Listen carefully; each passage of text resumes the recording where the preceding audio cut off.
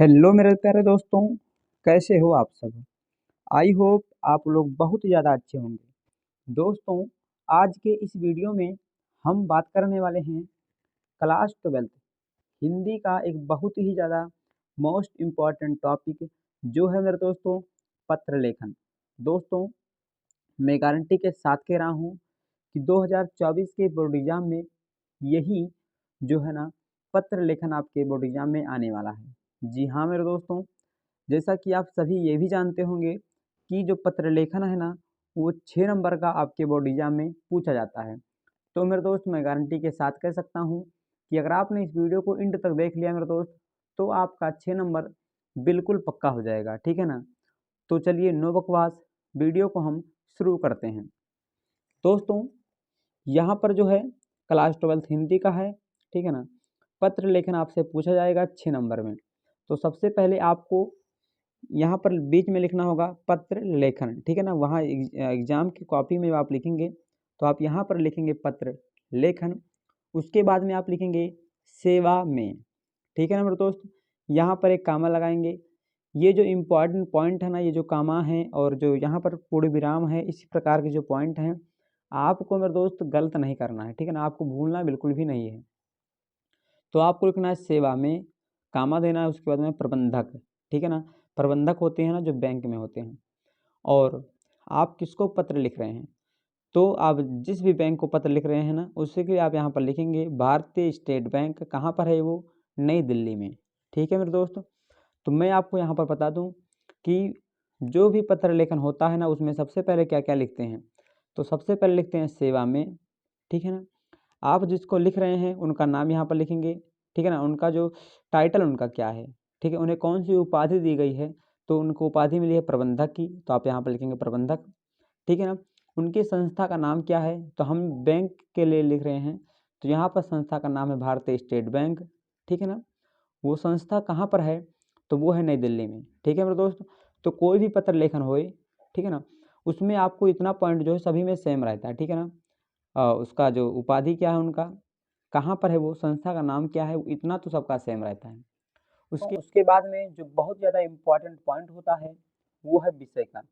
दोस्तों, विषय लिखने से तुरंत ये पता लग जाता है कि आपने जो पत्र लिखा है ना वो किस चीज़ पर है, ठीक है ना।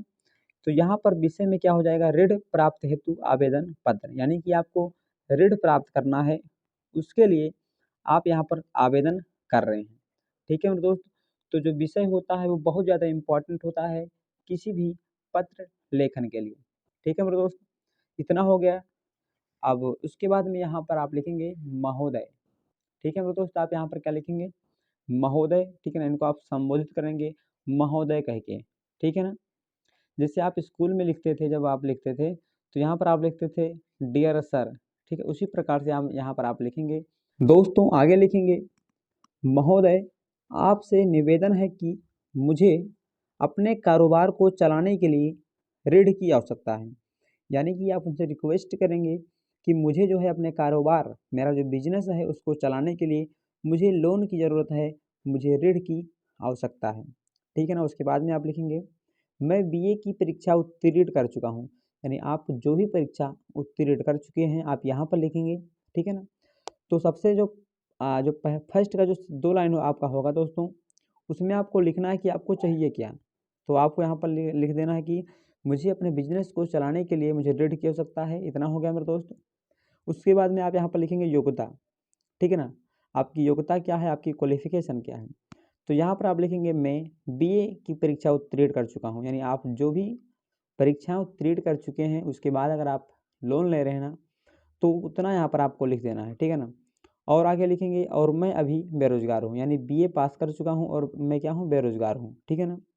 और मेरे दोस्त, अगर आप यहाँ पर परीक्षा उत्तीर्ण कर चुका, अगर ये नहीं लिखना चाहते हैं तो आप सिंपल सा लिख सकते हैं कि मैं एक बेरोजगार हूँ, ठीक है ना, और मुझे इतने ऋण की आवश्यकता है, कृपया आप मुझे देने की कृपा करें।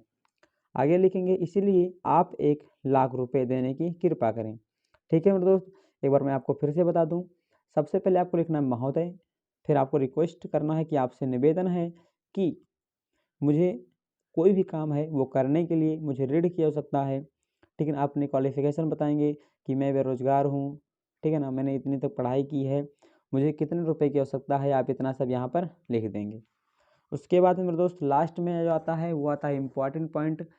अब यहाँ पर आपको लिखना है मेरे दोस्त कि आशा करता हूँ कि आप जल्द ही मेरे कथनों पर विचार कर जल्दी ही ऋण प्रदान करेंगे।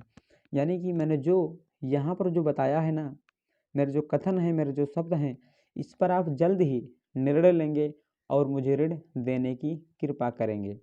ठीक है मेरे दोस्त, इतना यहाँ पर आपको लिख देना। उसके बाद में आपको लिखना धन्यवाद। ठीक है ना, यहाँ पर आप लिखेंगे धन्यवाद और आवेदक का नाम, यानी कि आप ऋण ले रहे हैं तो आपका नाम क्या है, तो यहाँ पर आप अपना नाम लिखिएगा, पिताजी का नाम लिखिएगा और आपकी योग्यता क्या है। ठीक है ना, आपने पढ़ाई कितनी की हुई है, शैक्षणिक योग्यता आपको लिखना है यहाँ पर।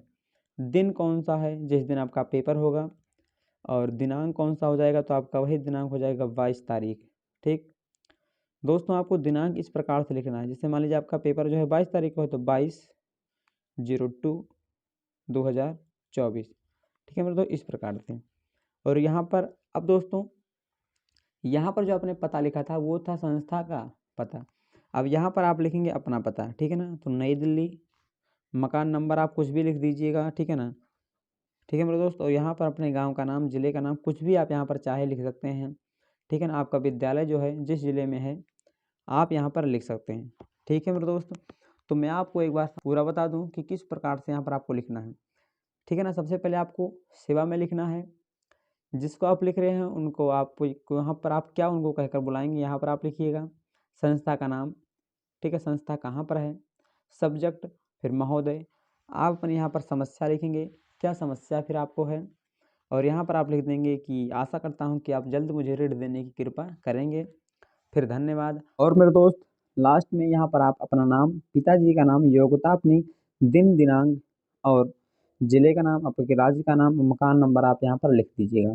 तो मेरे दोस्त आशा करता हूँ कि आपको ये वीडियो बहुत ज़्यादा अच्छा लगा होगा। ठीक है ना, तो बस आपसे एक ही रिक्वेस्ट है कि आप इस वीडियो को ज़्यादा से ज़्यादा शेयर कीजिएगा और इसको आप तैयार ज़रूर कर लीजिए। ठीक है ना दोस्त, क्योंकि यही आपके बोर्ड एग्जाम में 6 नंबर में आने वाला है और आपको दिलाएगा 6 नंबर। ठीक है ना, तो फिर आज के लिए इतना ही।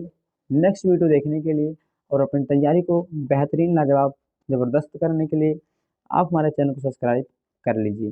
तो फिर मिलते हैं नेक्स्ट वीडियो में, तब तक के लिए जय हिंद, वंदे मातरम।